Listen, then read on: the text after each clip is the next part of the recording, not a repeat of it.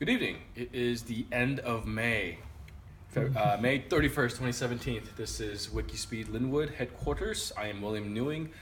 I'm the product owner of the shop, and I am joined by Eli, a good friend of Jackson. So thank you again. Yeah, we spent like 4 hours already. This is great.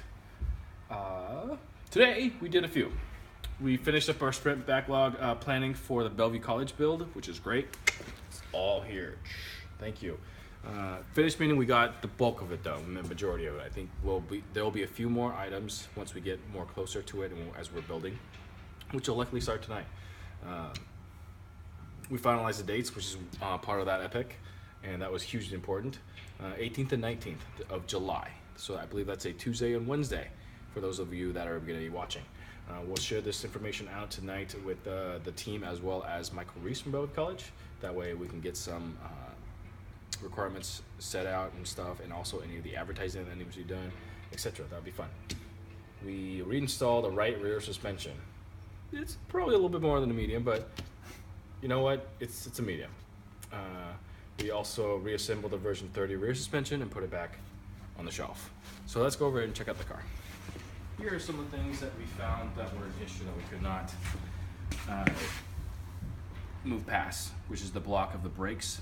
So putting a rear actual brake on with the e-brake cable and the mechanism in place, it's great.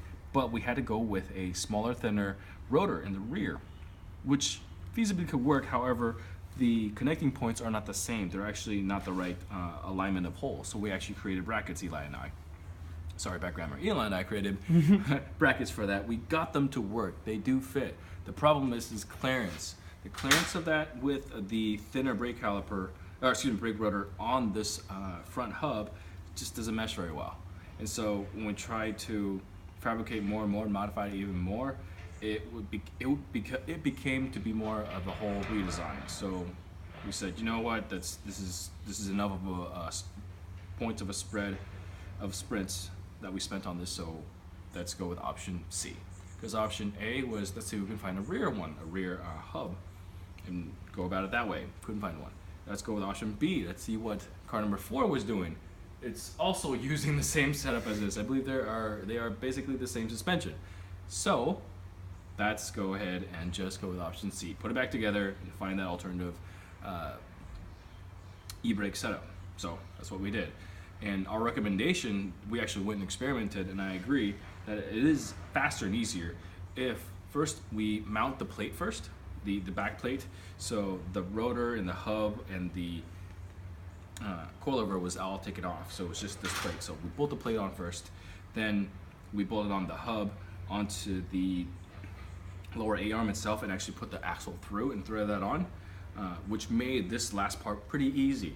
Otherwise, I think some of you would know that when you're actually sticking this suspension module back on and having to slide the axle through and then into the splines correctly and then bolt it back on everything. It was like, oh, this is way too much because you got to put your arm through here, through the endless void, which was interesting. So that's our recommendation, at least for me. Eli, did you have anything that you want to add? Feel free. With remove the suspension, that worked well. Mm-hmm. It did. And then you were a pro at figuring out the threading on that, and actually you had to ask a really good question, which was, make sure the nylon lock is on the outside of the bolt, so that that locks into place at the end, and it's good, nice. Things were heavy, but pairing made it so much faster. We also did extensive cleanup, put all the tools away, so we're able to tack on whatever else is next. So that's our recommendation so far. Thanks so much. Till next time.